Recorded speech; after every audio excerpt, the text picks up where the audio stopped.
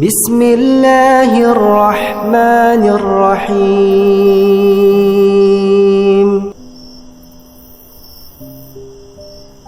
তাদের মায়ের সাথে জেনা করে থাকে,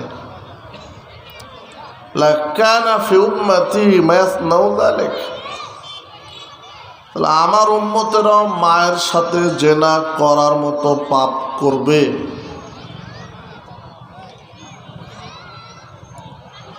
মায়ের সাথে জেনা করার মতো পাপ করবে কারা? মুসলমানেরা। মুসলমানেরা কি মায়ের সাথে জেনা করার মতো পাপ করে? করে। আল্লাহর নবী বলছেন, দিরহামু রিবা ইয়াকুলহু রাজুল ওয়া হুয়া ইয়ালামু আসাদ্দু মিন সিত্তাতি সালাসিনা জিনিয়াতান। কোন পুরুষ ব্যক্তি যখন জেনে শুনে 1 টাকা 1 দিরহাম সুদ খায়, সে 36 বারেরও বেশি জেনা করার মতো পাপ করে। আল্লাহর নবী বলছেন, আর রিবাউ সাবউনা জুজান, সুদের পাপের 70টি স্তর আছে। আইসারুহা আয়ানকাহ রাজুল উম্মাহ,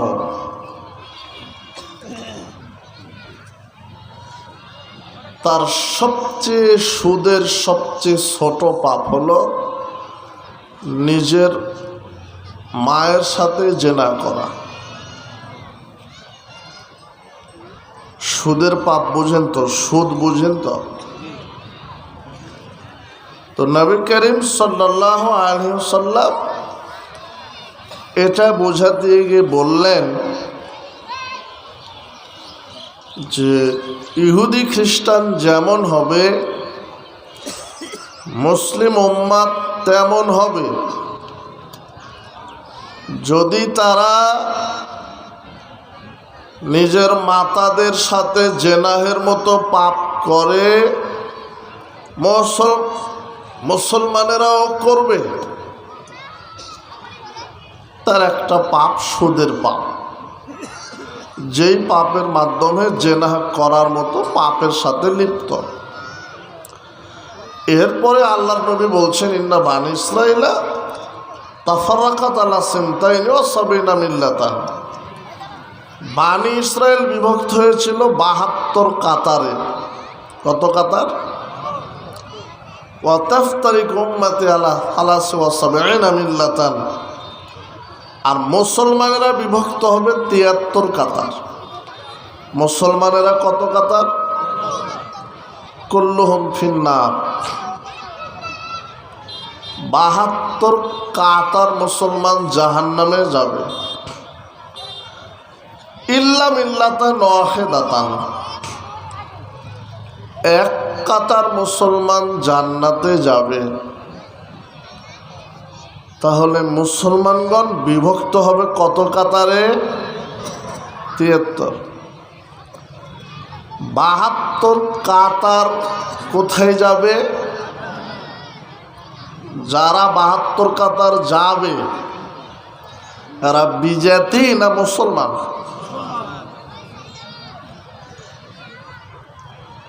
আপনি কি?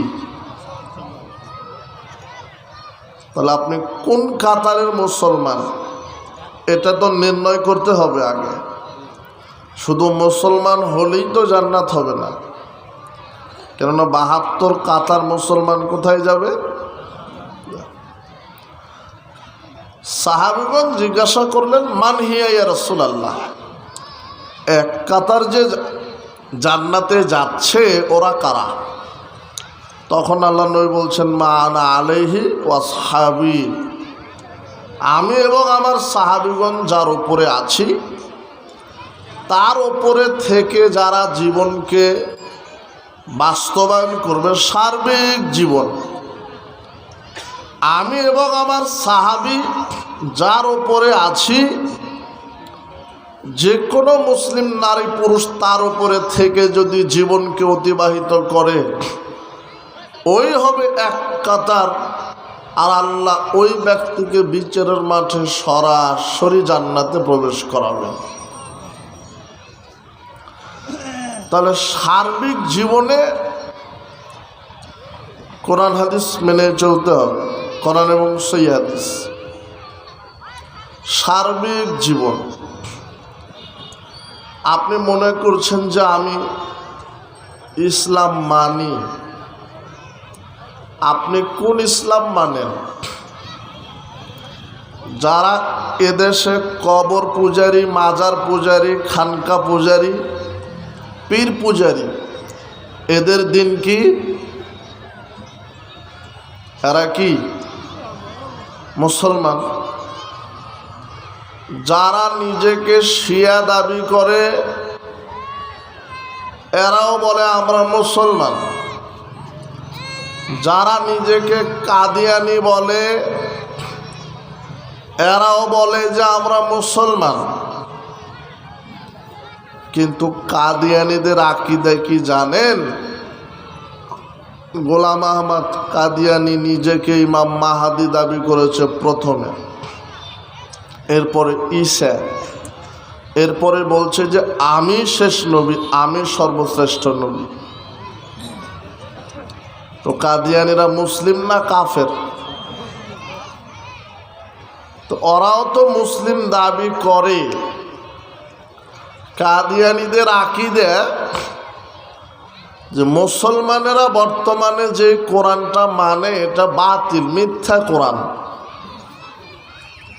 গোলাম আহমদ কাদিয়ানি নিজে একটা কোরআন লিখেছে যার নাম দিয়েছে কিতাবুল মুবিন, 20 পারায় বিভক্ত, ওইটা নাকি আসল কোরআন।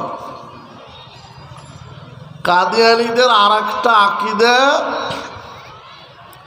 আল্লাহ ভুল করে, আল্লাহ সঠিক করে, আল্লাহ সালাত আদায় করে, আল্লাহ সিয়াম পালন করে, আর আল্লাহ স্ত্রী মিলন করে।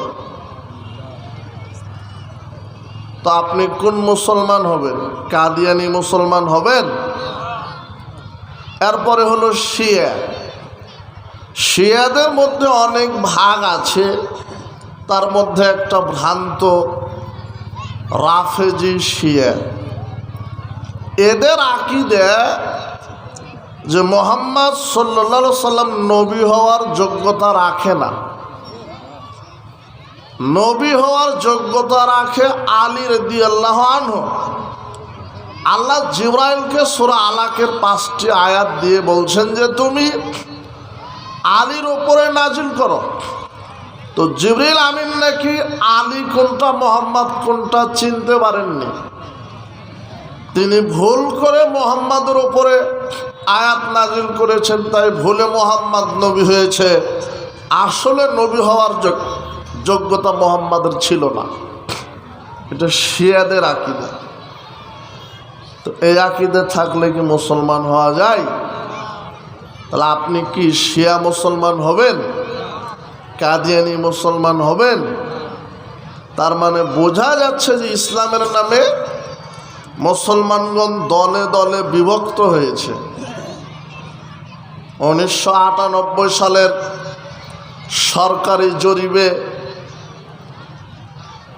বাংলাদেশে পীরের সংখ্যা ছিল 2,81,000, শুধু পীরের সংখ্যা।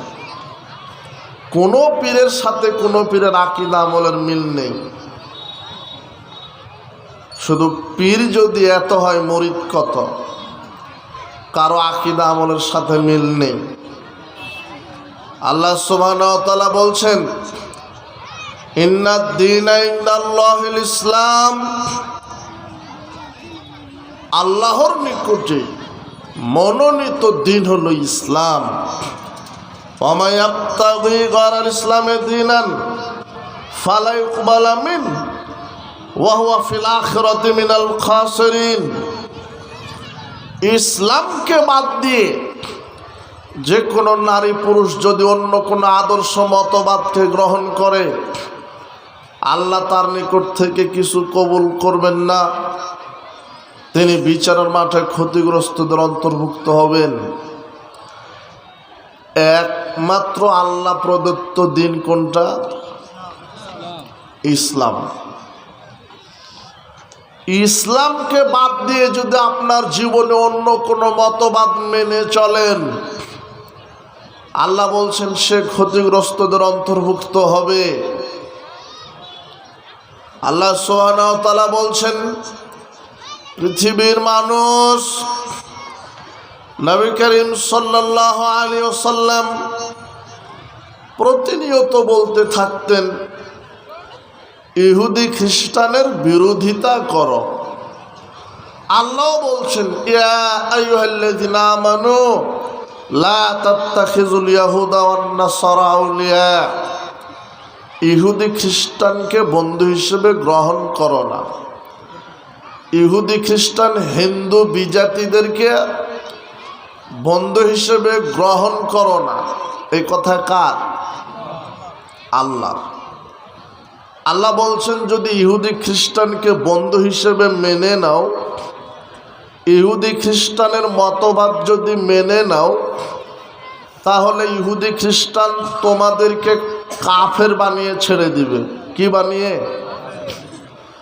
আল্লাহ বলছেন, ইয়া আইয়ুহাল্লাযিনা আমানু, হে বিশ্বাসীগণ, ইন তুতিউ ফারিকাম মিনাল্লাযিনা উতুল কিতাব, তোমরা যদি ইহুদি খ্রিস্টানের মতবাদ মেনে চলো, ইয়ারুদ্দুকুম বাদা ঈমানিকুম কাফিরিন, তাহলে ইহুদি খ্রিস্টান তাদের মতবাদ মেনে চলার কারণে তারা তোমাদের ঈমানকে কুফরিতে পরিবর্তন করে দিবে, তোমরা ঈমান আনার পরে হয়ে যাবে কাফের।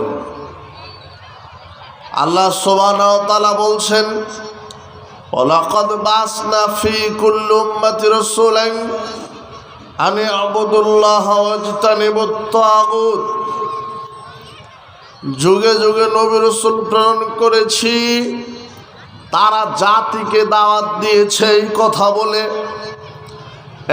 এক আল্লাহর দাসত্ব করো, তাগুতকে মেনে নিও না। তাগুত কি? কোরআন এবং হাদিস বাদ দিয়ে পৃথিবীতে যত মতবাদ আছে, ইসলাম বাদ দিয়ে মানব রচিত যত মতবাদ আছে, আল্লাহর বিধান আল্লাহর আইন বাদ দিয়ে মানব রচিত যত আইন আছে, সব হলো তাগুত। আল্লাহ কোরআন মাজিদে বলছেন, যারা তাগুতকে মেনে নেয় এরা হলো কাফের। এরা কি? কাফের। সূরা নিসার 150 আর 151 দুটা আয়াত আল্লাহ বলছেন, ইয়াকুলুনা নুমিনু বিবাদ ওয়া নাকফুরু বিবাদ, যারা বলে আমরা ইসলামের কিছু মানব আর কিছু মানব না, ইসলামকে শুধু মসজিদ মাদ্রাসা হজ ওমরাতে মানব, ইসলামকে রাজনীতি অর্থনীতি সমাজনীতিতে মানব না, শিক্ষানীতিতে মানব না। আজকে দেশের শিক্ষা ব্যবস্থা কি কোরআন হাদিস ভিত্তিক? এদেশের রাজনীতি কি কোরআন হাদিস ভিত্তিক? এদেশের অর্থনীতি কি কোরআন হাদিস ভিত্তিক? না। রাজনীতি, অর্থনীতি, শিক্ষানীতি ইহুদি খ্রিস্টানের মতবাদ ভিত্তিক। আল্লাহ বলছেন, যারা ইসলামকে অর্ধেক মানে অর্ধেক মানে না, উলাইকা হুমুল কাফিরুনা হাক্কা, ওরা হলো অরিজিনাল কাফের। অরিজিনাল কাফেরকে? যে মসজিদে আল্লাহকে মানে, রাজনীতিতে আল্লাহকে মানে না, এই হলো অরিজিনাল কাফের। এই কথা কার? মসজিদে আল্লাহকে মানতে হবে, রাজনীতিতেও কাকে মানতে হবে? তোমার নেতা কি রাজনীতিতে আল্লাহকে মানে? না। তোমার নেতা বলছে যে না, রাজনীতিতে ইসলাম ঢুকাবো না। এদেশের অধিকাংশ মানুষ কোরআন হাদিস পরিপূর্ণভাবে মানে না, তাওহীদ সঠিকভাবে বুঝতে পারেনি, তাওহীদ সঠিকভাবে বুঝতে পারেনি। তাওহীদ বুঝতে হবে, সার্বিক জীবনে সালাতে, সিয়ামে, হজে, জাকাতে, তাসবিহ, তাহলিল, কোরআন, অর্থনীতি, সমাজনীতি, রাজনীতি, পারিবারিক নীতি, শিক্ষানীতি, সব ক্ষেত্রে কার বিধান? আল্লাহর বিধান। যতদিন পর্যন্ত আপনি সর্বক্ষেত্রে আল্লাহর বিধান মেনে নেবেন না, ততদিন পর্যন্ত শান্তি প্রতিষ্ঠিত হবে না। আল্লাহর বিধানের সামনে আপনাকে নত হতে হবে। আল্লাহর বিধানের সামনে নত হতে হবে সর্বক্ষেত্রে। সালাতে, সিয়ামে, হজে, জাকাত, অর্থনীতি, সমাজনীতি, রাজনীতি, সর্বক্ষেত্রে কার বিধানের সামনে নত হতে হবে? আল্লাহ। আল্লাহর বিধান চুরি করলে হাত কেটে দাও, এই বিধান যদি কায়েম হতো তাহলে চোর কি আর চুরি করত? বিবাহের পরে জেনা করলে তাকে বুক পর্যন্ত মাটিতে গেড়ে দিয়ে পাথর মেরে মাথা ফাটিয়ে তাকে মেরে ফেলে দাও, তাহলে কি জেনা বা বিচার থাকতো? কেউ যদি মদ পান করে তাহলে তাকে 40টা জুতা পিটা করো, আবার যদি করে 80টা মারো, আবার যদি করে জেলখানায় বন্দি করো, তাহলে কি আর মাদক দেশে থাকতো? এগুলি হলো আল্লাহর বিধান। আজকে দিনে রাতে মানুষ হত্যা হয়, বিচার হয় না। অথচ আল্লাহর বিধান যদি কায়েম থাকতো, আল্লাহ কোরআনে বলেছেন চোখের বদলে চোখ, হাতের বদলে হাত, পায়ের বদলে পা, জখমের বদলে জখম, জানের বদলে জান। তাহলে কি মানুষ মানুষকে নির্বিচারে এইভাবে হত্যা করত? না। তাহলে আপনি মুসলিম। আল্লাহ নবী বলছেন ওই একদল সরাসরি জান্নাতে যাবে যারা সার্বিক জীবনে আল্লাহর বিধান মানে। তো আপনি শুধু তো সালাত, সিয়ামে আল্লাহকে মানেন, রাজনীতি, অর্থনীতি, সমাজনীতিতে কি মানেন? না। কথা বোঝা যায়নি মনে হয়। সব ক্ষেত্রে মেনে নিতে হবে। আপনি এমন কোনো কাজ করবেন অথচ সেখানে আল্লাহ বিধান দেননি, এরকম নেই।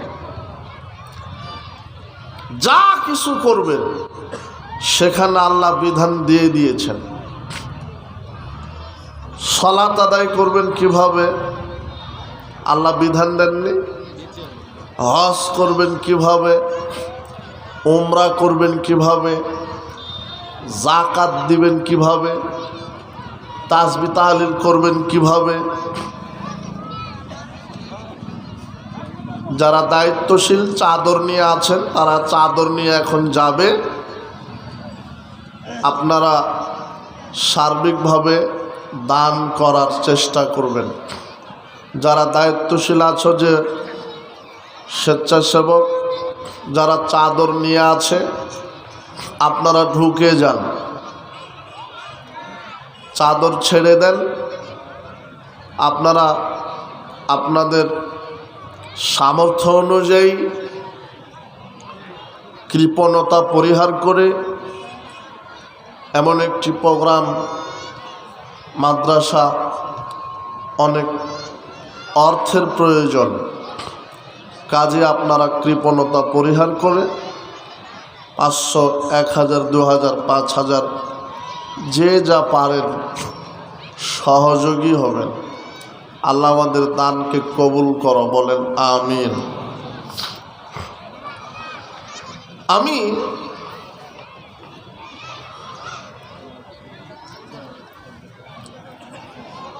কোরআন মাজিদের প্রথমেই একটা আয়াত পড়েছিলাম আর একটা হাদিস পড়েছিলাম। আয়াতটা ছিল এই, আল্লাহ বলছেন হাফিজু আলাস সালাওয়াত, তোমরা সালাত হেফাজত করো। কি করো? হেফাজত। অন্যান্য সব আয়াতে আল্লাহ বলেছেন আকিমুস সালাহ, সালাত কায়েম করো।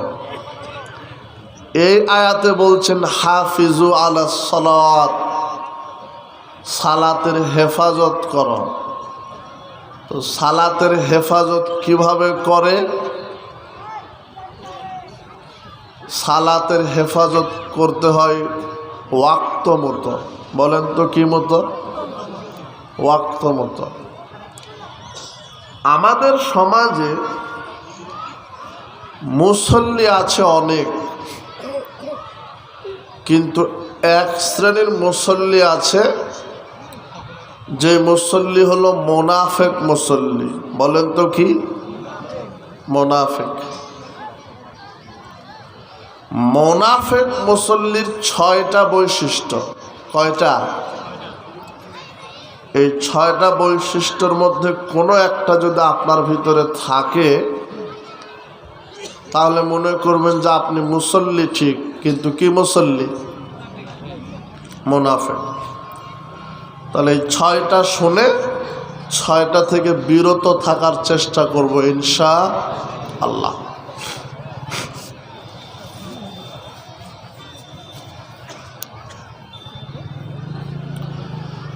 মুনাফিক মুসল্লির 1 নাম্বার বৈশিষ্ট্য, এরা জামাতে সালাত আদায় করে না। এরা 5 ওয়াক্তই সালাত আদায় করে, কিন্তু কিসে করে না? জামাতের সাথে একাকী করে। 2, মুনাফিক মুসল্লির বৈশিষ্ট্য হলো এরা মসজিদে সালাত আদায় করে না, বাড়িতে পড়ে। এরকম মুসল্লি আছে? 3, মুনাফিক মুসল্লির 3 নাম্বার বৈশিষ্ট্য হলো